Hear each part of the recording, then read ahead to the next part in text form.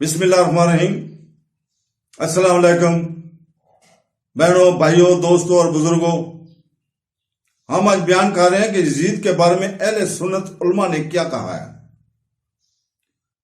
ہم شیخ عبداللہ صالح فارسی اپنی کتاب معاشہ یا سیدنا حضرت حسین رضی اللہ تعالیٰ عنہ کی سوانح عمری کے صفحہ 40 میں اس بات سے شروع کرتے ہیں، جیسا کہ ہم نے پہلے دیکھا کہ یزید کی جانشانی طاقت کے ذریعے اور لوگوں کی خواہشات کے ہر خلاف قائم کی گئی تھی۔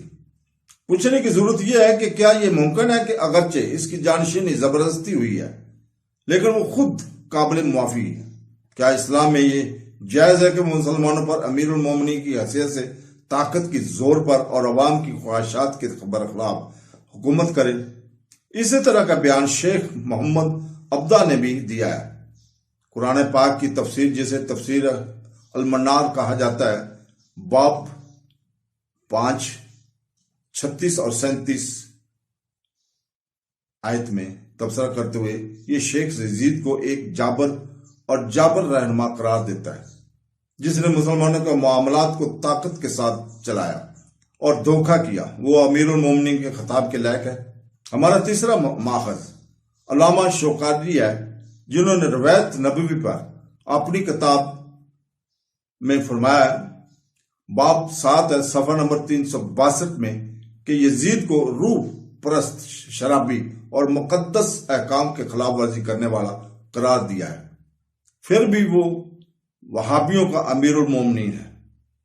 ہمارا چوتھا ماخذ ایک مشہور شافعی عالم ابو الحسن علی بن محمد بن علی الطبرہ ہے، جن سے جب یزید کے بارے میں پوچھا گیا تو دوسری باتوں کے ساتھ انہوں نے اسے ایک بدنام شرابی کہا، جیسا کہ شراب کی تعریف میں اشعار عوام کے علم میں تھے۔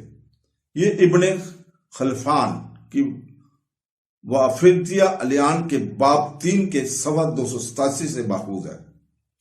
پانچویں بات یہ ہے کہ ابن حزم نے اپنی کتاب کے باب 11 کے صفحہ 98 پر یزید بن معاویہ کے ان لوگوں کے ساتھ درجہ بندی کیا ہے جو سیکولر تھے، جن کے پالیسی کا زور ظالمانہ اور کسی بھی قسم کی قانونی حیثیت سے خالی تھا۔ کیا ایسا ہو سکتا ہے کوئی شخص امیر المومنین کے لقب کا دعویٰ کرتا ہے؟ چھٹا ماخذ ابو الفلاح عبد الحی ابن معاد ہیں، جو کہ ایک نامور حنبلی عالم ہے اور جنہوں نے اپنی مشہور کتاب شدت الزائب کے باب 3 کے صفحہ 59 پر ایک اور مشہور عالم امام زیبی کا حوالہ دیتے ہوئے کہا ہے کہ وہ مغرور گستاخ کہا ہے کہ یزید قابل نفرت تھا۔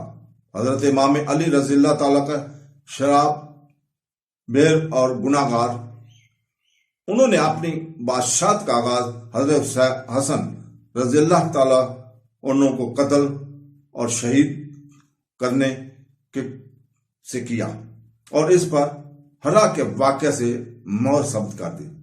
لوگ اس سے نفرت کرتے تھے اور اسے لمبی عمر نہیں دی گئی۔ یہاں ہرا کا واقعہ مدینہ کی برطرفی کی طرف اشارہ کرتا ہے، جس کی وضاحت پہلے ہو چکی ہے۔ کیا آپ اب بھی اس شخص کو امیر المومنین کہنا مناسب سمجھتے ہیں، جس نے نواسہ رسول صلی اللہ علیہ وسلم کو شہید کر کے اپنی بادشاہت کا آغاز کیا اور شہر پیغمبر کو تختہ دار پر چڑھا کر اور 1000 سے کم حرمت کو پامال کیا، شہر کی عورتوں کو عصمت دری کے ذریعے حملہ کر کے ہم سے پوچھتے ہیں کہ آپ کے پاس اپنے دعوے کی حمایت کے لیے کون سے اسلامی جواز ہے؟ ہمارا ساتواں ماخذ ابن کثیر ہے، جس کو انہوں نے نزدیک حاکم مانتے ہیں۔ اپنے البدایہ وان کے باب 4 کے صفحہ 235 اور 236 پر وہ یزید کے بارے میں تصدیق شدہ باتیں درج کرتے ہیں۔ انہیں میں سے یہ ہے کہ یزید موسیقی اور شراب کے شوق کی وجہ سے بدنام تھا۔ گانے گانے والے لڑکوں اور لڑکیوں سے اس کی ناجائز دوستی، کوئی دن ایسا نہیں گزرا تھا کہ وہ نشے کی حالت میں بیدار نہ ہوا ہو۔